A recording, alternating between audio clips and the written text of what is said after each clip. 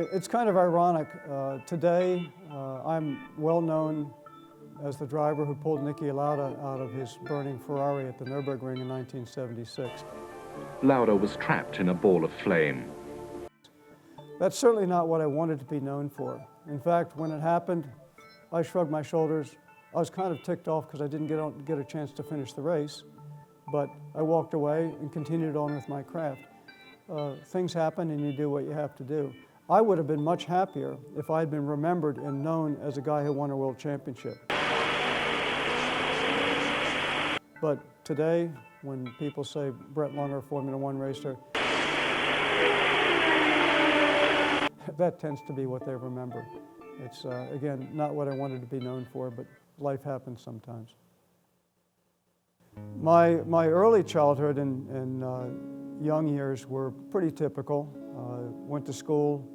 I was very fortunate. I managed to get into a very good university. I went to Princeton University. But at the end of my third year, I left. And a lot of people were scratching their heads, including my parents. They weren't too happy. I joined the Marine Corps instead. Now, if you think about it, 1967, 66, 67 was not a particularly good time to join the Marine Corps.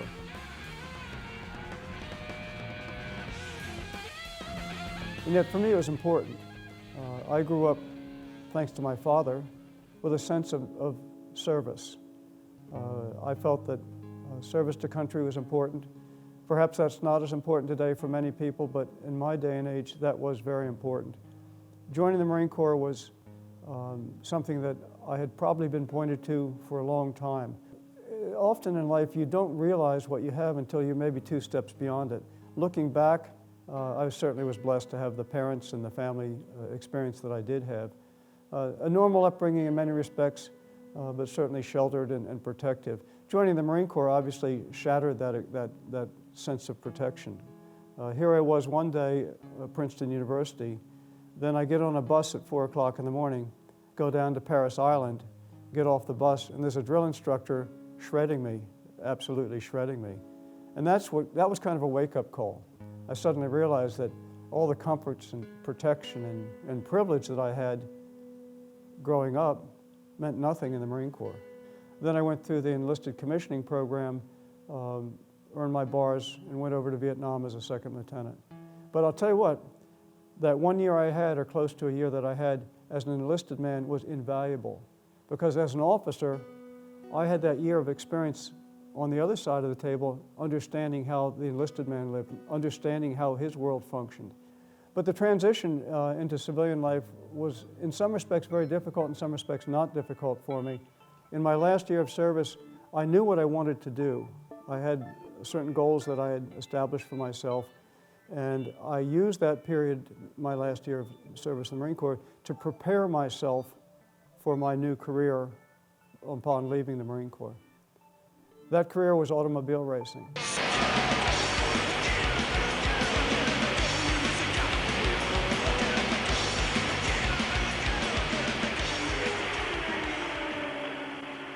My first year in motor racing was phenomenal.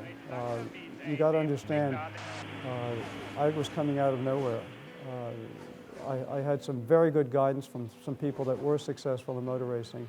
My first season in motor racing was the 1971 season. I competed in the Formula 5000 series sponsored by Liggett and Myers.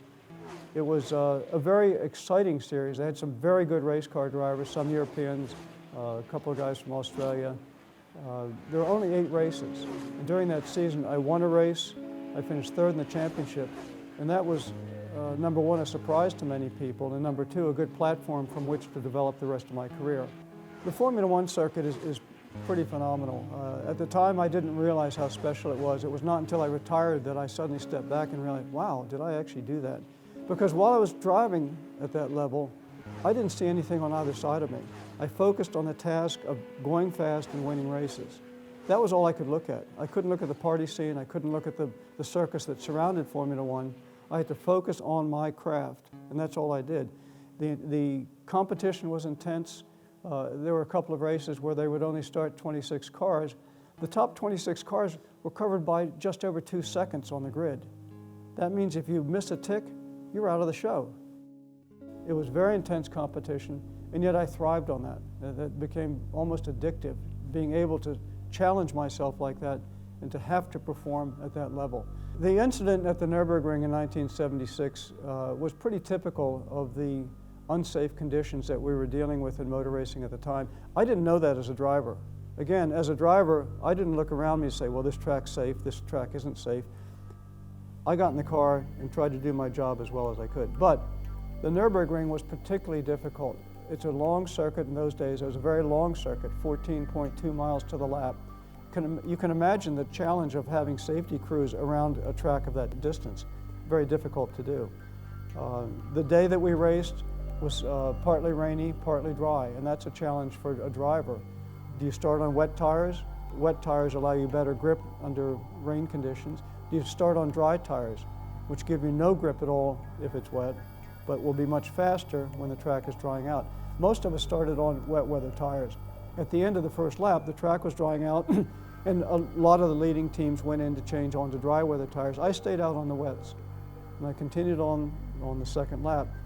Niki Lauda in his Ferrari had pitted behind me, or had pitted and came out behind me, out of the pits behind me, but he was on dry tires. Niki decided to change the tires from wet to dry very soon, one of the first. That strategically was a... Faster, the track was drying, my tires weren't holding up. We went down through this set of switchbacks, a fast downhill section, across the Adenauer Bridge. After the Adenauer Bridge, you have this very fast left-hand turn. On a dry track, you commit to that turn totally. What happened next has entered Grand Prix history.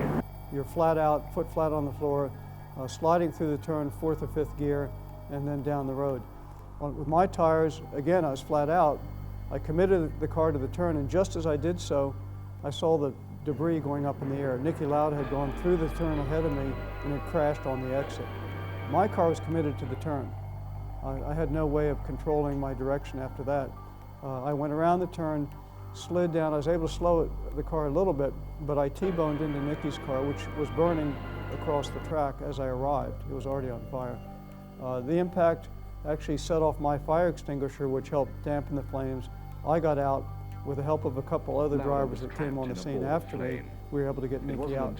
One of the real heroes in this was Art Mazzario, an Italian driver who at one point in time had driven for Ferrari.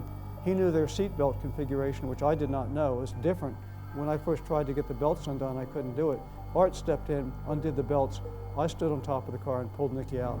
But again, it was one of those things, nothing went through my mind. It wasn't something that I made a cognitive choice to do this. When my car impacted his, my race was basically over.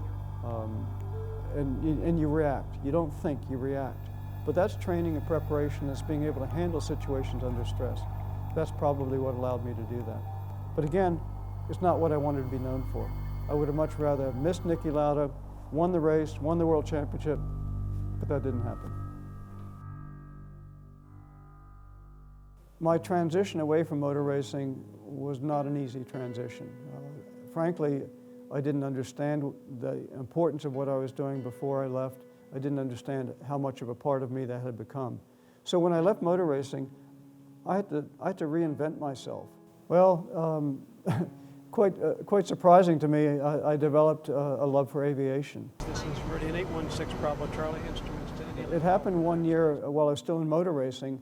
We had just finished a race at Watkins Glen in upstate New York, and a friend of mine had this pretty basic airplane, Cessna 172 or something of that nature. And he said, Brett, let me fly you back to Delaware from upstate New York. Okay, I'll do that. I'll never forget, we took off, we flew over the thruway, and I looked down, and here we were, 5,000 or 6,000 feet above the freeway, going home with no delays. I thought that's pretty cool. One of the things that I encountered in aviation actually pointed me towards the service part of my life, which is now pretty much who I am. In my second or third year of flying, we went through one of the airports, one of the local regional airports, and on the counter in the office where you pay for your fuel was this brochure that promoted what's called the Angel Flight Network. And tonight's Wider Horizons WHYY's Bill Wilmore has that story. Bill? Stephanie, a Wilmington man with experience as a Marine and professional automobile racer has now earned himself a new title. He's Delaware's Pilot of the Year for Angel Flight Mid-Atlantic, serving as an angel for sick patients in need of a special pair of wings. Baltimore, then fly down to Concord, North Carolina. Well, we started getting involved with the Angel Flights, and they were really incredible. The Angel Flight Network provides free transportation for patients who are going through life-threatening therapies or medical treatments in hospitals. Quite often these patients don't have the money or the means to travel from their remote location to, say, to Boston for the Children's Hospital there. Utah has a number of hospitals, Cincinnati. So the Angel Flight Network is set up to provide this free transportation for the kids, usually children or sometimes adults, to take them to their treatments and sometimes to take them home afterwards. I also fly for the Veterans Airlift Command, which as a former Marine Corps officer had a lot of appeal to me. As the name implies, the Veterans Airlift Command is for wounded veterans, mostly getting them to and from Bethesda Naval Hospital or other places for treatment or for reunions, things of that nature. And here's my point. I'm blessed with the resources, the time, and the skill to be a pilot, to fly a really nice airplane. But that in and of itself is serving only me. If I can bring this to benefit other people, it's extremely rewarding for me, and it allows me to give back. If you look at your life and you have things that went well for you, that's a blessing, but it's also an obligation. You have an obligation to give back to people who maybe didn't catch the same ride that you got. It's an opportunity to give back. And that kind of is how I got into my responsibility workbooks. For many years, I'd been aware of the fact that I was not the only one on the planet making bad choices. A lot of other people maybe stumbled when they were young, made bad choices, ended up paying a severe price as a consequence for their actions. And here I've developed these workbooks that allow me to help people understand the importance of making responsible choices, especially today. It's probably more critical today than ever. So what I've had to try and do is find people who have had successful programs, people who are already up and running, people who have demonstrated their credibility and their efficiency in this field, and I've tried to introduce the workbooks to them. The Ridge Project is a good example. My path to the Ridge Project and to the TYRO program was pretty much by luck and circumstance. I was an exhibitor at one of the conferences that were addressing these needs, and someone from the Ridge Foundation was there also, took a look at the workbooks and was interested in it. I think Ron and Kathy were also speaking at that time, but as rock star speakers, they were in and out the door, and I really didn't get a chance to talk to them. But once Ron and Kathy and I developed a relationship, Ron said, you know, take a look at this TYRO program. You ought to take a close look at it. And he talked me into coming down and actually going through the 2-day course that they hold here in McClure.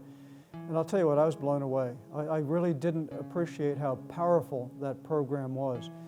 The thing that really appealed to me was that many of the underlying principles behind TYRO are the very same principles that I'm trying to put forth through my responsibility workbooks.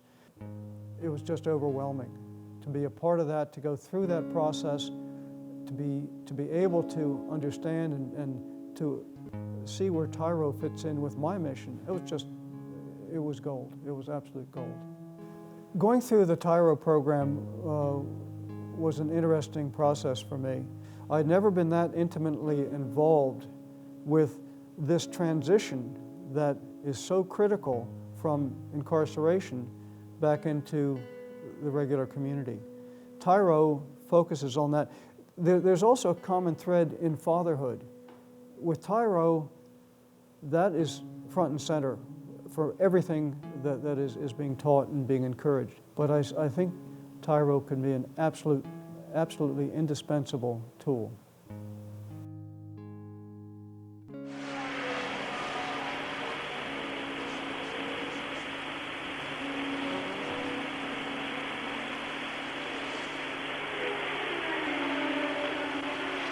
Das ist der amerikanische Privatfahrer Brett Lunger mit einem McLaren.